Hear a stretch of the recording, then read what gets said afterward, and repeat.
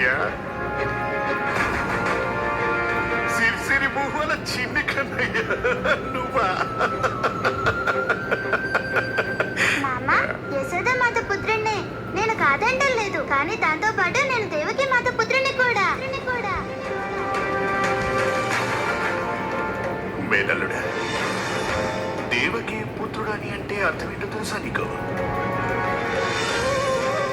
నేను దేవకి పుత్రుడిని ఎత్తుకుని ముద్దులాడటానికి వెతకటం లేదు, వాడిని అంతం చేయటం కోసం వెతుకుతున్నా.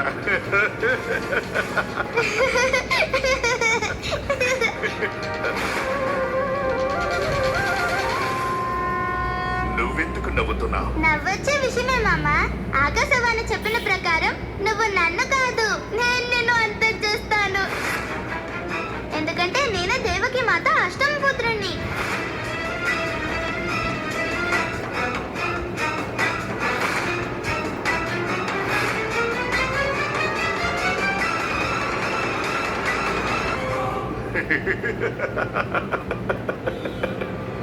ఓ చక్రధారి విష్ణువు, విన్నావా నువ్వు?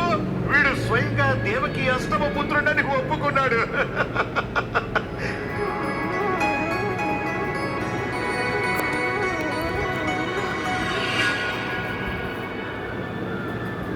ఒకవేళ నువ్వు కానీ నాతోటి మళ్ళీ మాయలు చేయటం లేదు, నన్ను భ్రమింపచేయడానికి ఏమైనా లీలను ప్రదర్శిస్తున్నావా?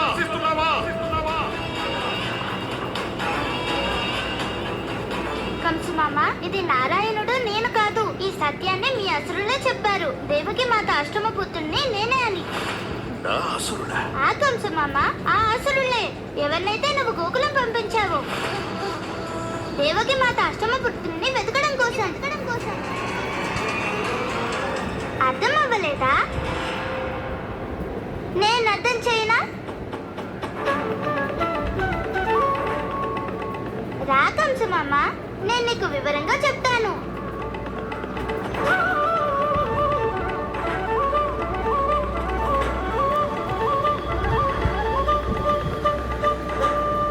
కంసు మామ, అందరికన్నా ముందు పూతన చెప్పింది నేను దేవకి మాత అష్టమ పుత్రుణ్ణని. తర్వాత ఆమె నన్ను ఆ పెద్ద వంతెన దగ్గరికి తీసుకెళ్ళింది.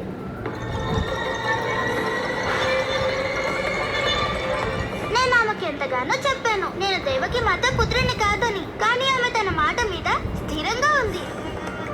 ఇక ఆమె అదే నమ్మకం మీద తన ప్రాణాన్ని కూడా త్యాగం చేసింది.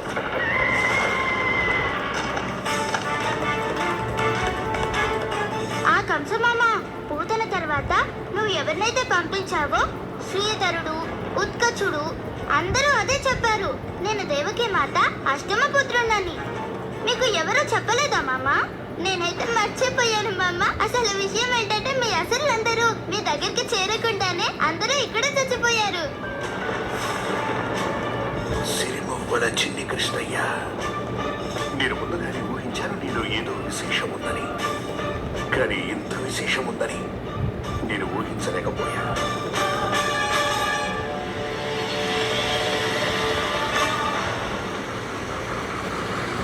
కంసు మామ, ఎందుకు ఆగిపోయావు నువ్వు? రా మామ.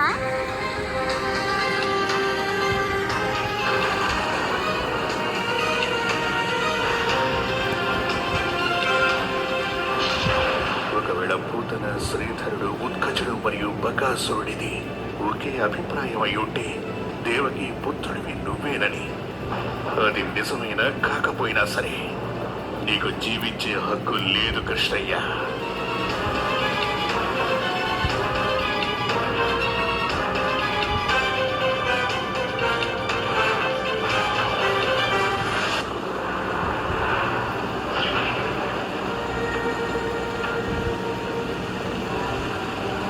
కంసు మామ ఎక్కడికి వెళ్ళాడు?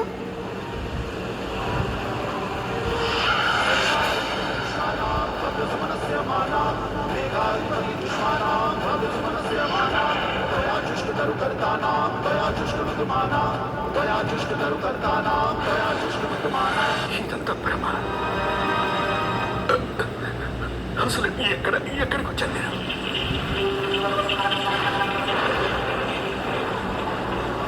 మామ, నువ్వు ఇక్కడ ఉయ్యాలొగుతున్నావు ఎందుకు? కొంపతీసి నువ్వు నీ అసురుల తరహాలోనే. లేదు లేదు, ఇంకా నీ మృత్యువుకి సమయం ఆసన్నం అవ్వలేదు.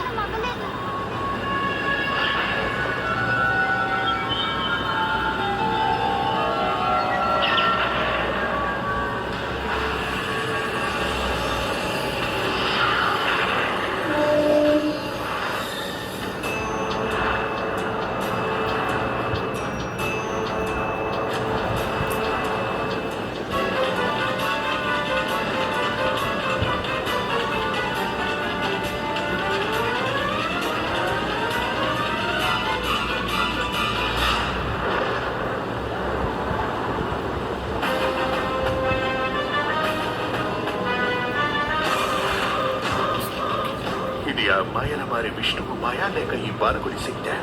ఇప్పుడు ప్రప్రథమంగా ఈ చిన్ని కృష్ణుడి సత్యం తెలుసుకోవాలి, సంపూర్ణ సత్యం. నీ గురించి నాకు తెలిసిందంతా నేను నీకు చెప్పేశాను. బహుశా మేనలుడా నువ్వు మర్చిపోయినట్టున్నావు. నేను భగవాన్ కంసుని, నేను సర్వవ్యాపిని, సర్వజ్ఞాని. నేను తెలుసుకోవాలన్నది ఎలాగైనా సరే తెలుసుకుంటాను. నువ్వు నాకు చెప్పాల్సిన అవసరం ఏమీ లేదు. అలా అయితే ఇంకా మంచిది మామ. ఇప్పుడు స్వయంగా నువ్వే తెలుసుకో. అయితే మీ అసురులు చెప్పింది సత్యము లేక కాదు? నేను దేవికి మాత పుత్రుణ్ణో లేక కాదు?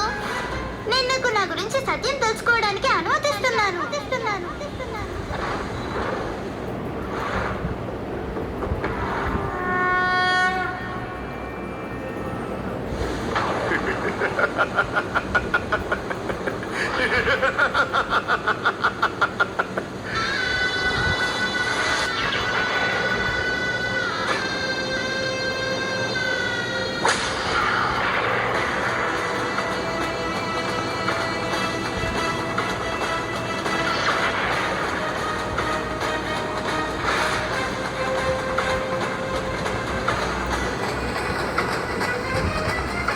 వాగుడుకాయ బాలక, నువ్వు ఎన్ని మాయలు ప్రదర్శించాలో అన్ని ప్రదర్శించావు.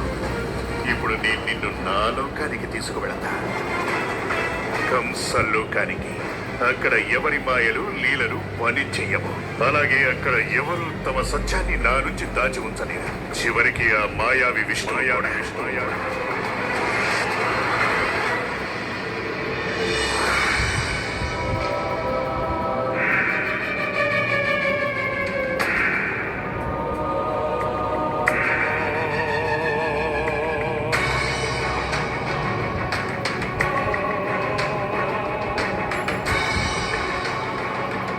రా బాలక.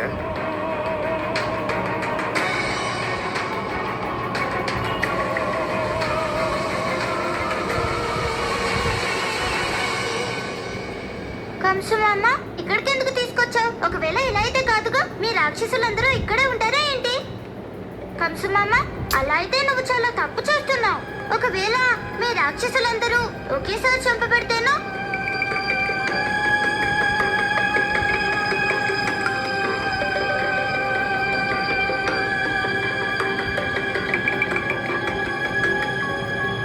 మేనలుడా, ఇది నీ గోకులం కాదు. ఇది భగవాన్ కంసుని దావం, కంసధామం. నా సంపూర్ణ తాపస శక్తి వల్ల నిర్మించబడిన కంసలోకం. ఇక్కడ నేనేదైతే కోరుకుంటానో అదే జరిగి తీరుతుంది. కానీ మామ, అమ్మ చెప్తుంటుంది మనం కోరుకునేది నిర్ణయించేది మనం కాదట. పరమ నియంత నారాయణుడు నిర్ణయిస్తాడు. నియంత ఇక్కడ కాదు, నేను చెప్పానుగా ఇక్కడ. అదే జరుగుతుంది ఏదైతే భగవాన్ కంసుడు కోరుకుంటాడు.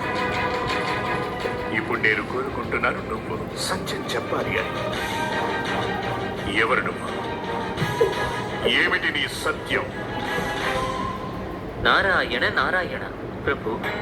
అధర్మపు కంసుడు నందకుమారుణ్ణి తన అవచేతన స్థితిలో ఎలాంటి లోకానికి తీసుకెళ్లాడంటే అక్కడ కేవలం కంసుడికే శక్తి ఉంటుంది. అక్కడ నందకుమారుడికి సత్యం చెప్పక తప్పదు. ఇక ఒకవేళ అదే జరిగితే అప్పుడు అధర్మపు కంసుడికి పరమావతార శ్రీకృష్ణుడి సత్యం తెలిసిపోతుంది. అప్పుడు ఏం జరుగుతుంది ప్రభు? దేవర్షి, విధి కూడా ఇదే కోరుకుంటుంది.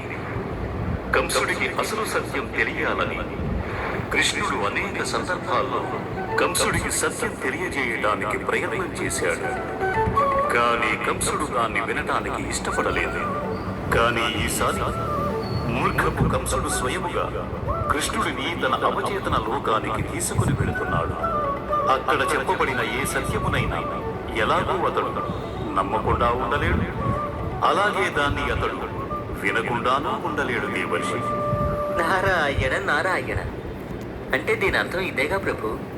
కృష్ణుణ్ణి కంసలోకం దాకా కంసుడు తీసుకెళ్లలేదు. నిజానికి ఇది స్వయంగా నా నారాయణుడి అభీష్టం. అవును దేవర్షి, ఈ సంపూర్ణ లీల ఇందుకొరకే. ఎందుకంటే పాపాత్ముడు కంసుడికి ఆ పరమ సత్యం మీద నమ్మకం కలుగజేయడానికి ఏ సత్యాన్నైతే అతడు నీటికి అంగీకరించలేదు. నారాయణ నారాయణ నాకు అవగతమైంది ప్రభు. తమరి లీలని నేను అర్థం చేసుకున్నాను. కంసు మామ, కేవలం నా గురించి సత్యం తెలుసుకోవడానికి ఇక్కడికి తీసుకొచ్చావా? అంత అవసరమేముంది కంస మామ? నేనైతే ఎప్పుడు సత్యమే చెప్తాను. అడుగు, నువ్వు నా నుండి ఏం తెలుసుకోవాలనుకుంటున్నావు?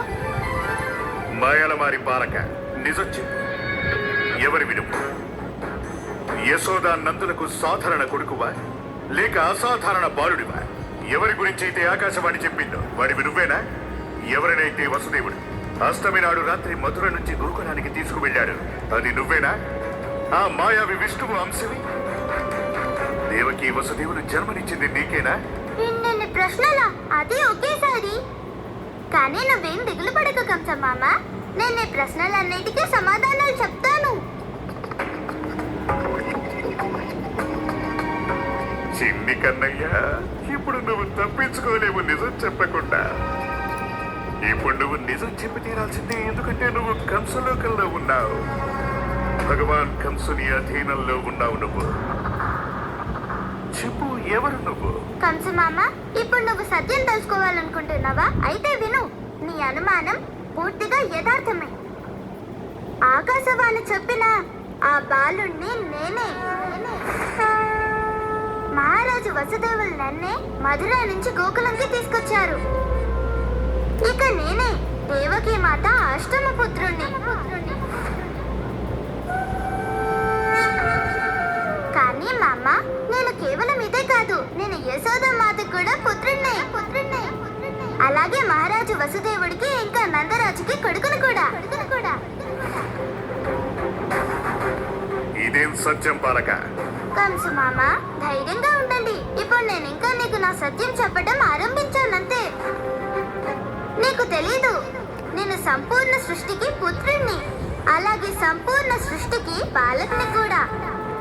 మనుషులు నన్ను వాళ్ళ పుత్రుడి రూపంలో పొందడం కోసమని యుగ యుగాల పాటు తపస్సు చేస్తారు, పూజలు యాగాలు చేస్తారు. ఇక నేను అందరి కోరికల్ని నెరవేరుస్తాను. ఆ కారణంగా నేను నా కూతురికి కూడా పుత్రుణ్ణి. ఎవరైతే నన్ను చంపడానికి ప్రయత్నం చేసిందో